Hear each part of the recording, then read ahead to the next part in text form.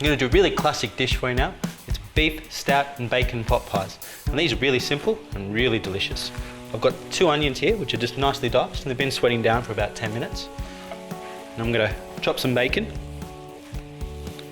and add it to those onions. I like to keep it a little bit chunky, so I'm doing about a ½ centimetre slice here. And the better the bacon, the better the pies.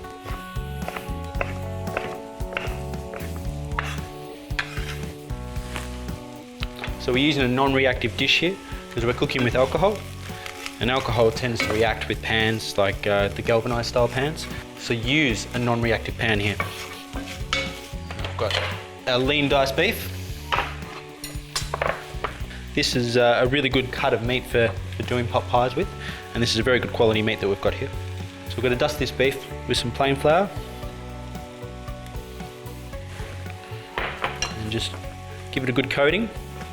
I'm trying not to use too much flour here, just so I can tip straight into the pan and not have a lot of loose flour in the bottom. Now this flour is going to help give the beef a nice crust, and it's also going to help thicken the sauce. It absorbs all the excess moisture that's on the beef as well. Good bit of oil into the pan. And the pan's nice and hot.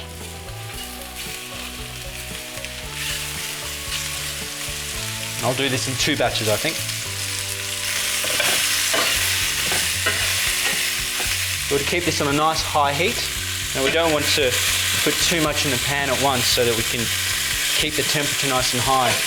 If we overcrowd the pan, it's going to end up stewing the meat. Whereas if we have a smaller amount in there, we'll get a really nice even caramelisation on it. Then once our beef has got some nice colour onto it, we're going to transfer it into our casserole pot and get the second batch of beef in.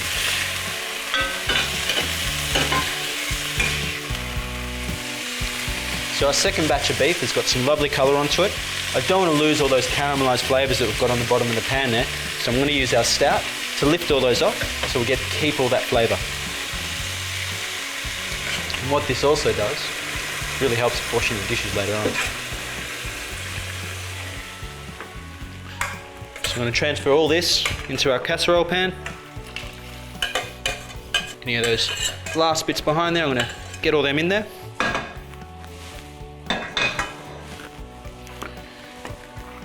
And all that stout has deglazed our casserole pan as well, so 2 birds with 1 stone. So the stout's come up to the boil. Carrots are going in. Now because stout has a bitter edge to it, and just to keep the pie nice and balanced, I'm going to use a little bit of brown sugar.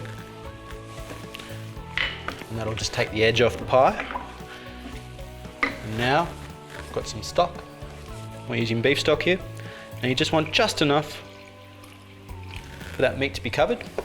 You don't want to do any extra here, because otherwise your pie will end up being too wet. Now to get some salt in. Now remember, this is going to reduce a little bit. You don't want to put too much in now, you can always add a little bit more later. And we've got here a little bouquet garni made up of thyme, bay leaf and parsley. Push that in. Get the lid on. This will be up to the boil in no time. We'll get this into the oven to finish off.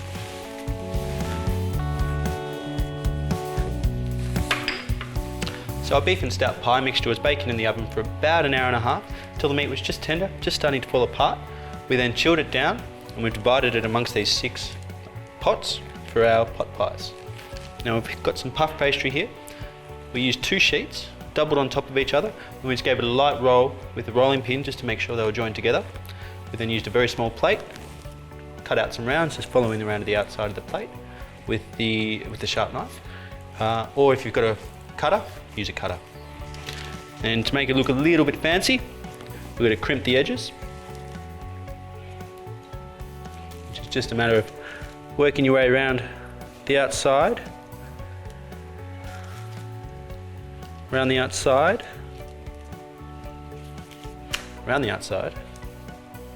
of the puff pastry to form a nice little pattern. and then a little bit of water, go around the rim. Just all the way around the outside of the rim. Take a sheet, pop it on top, make sure it's about in the center, and then just push down gently on the edges, and that water will help it stick. I've got a little 1 egg here, which we just used a fork, whisked it up. Nice even brush over the top.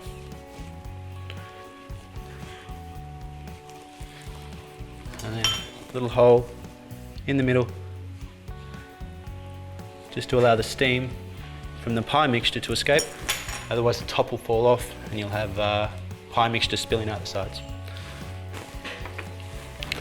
So we're going to get these into the hot oven, and we're going to turn the temperature down a little bit, but we need it hot to start with so we can get that puff pastry to puff and just give a little pop on the top, and then we'll turn it right down so we can effectively dehydrate that pastry, make sure it's really nice and crispy. So our beef, bacon and stout pies have been in the oven for a total of 30 minutes. We started them nice and high, 190 degrees, let that puff come up, and we turned it down to 140 just to make sure it's heated throughout, and we knew that puff was going to cook right through without burning too much. Now just remember, I've got heat resistant hands. I can't wait to get stuck into these. Now we're just serving this with some veggies and a bit of mashed potato.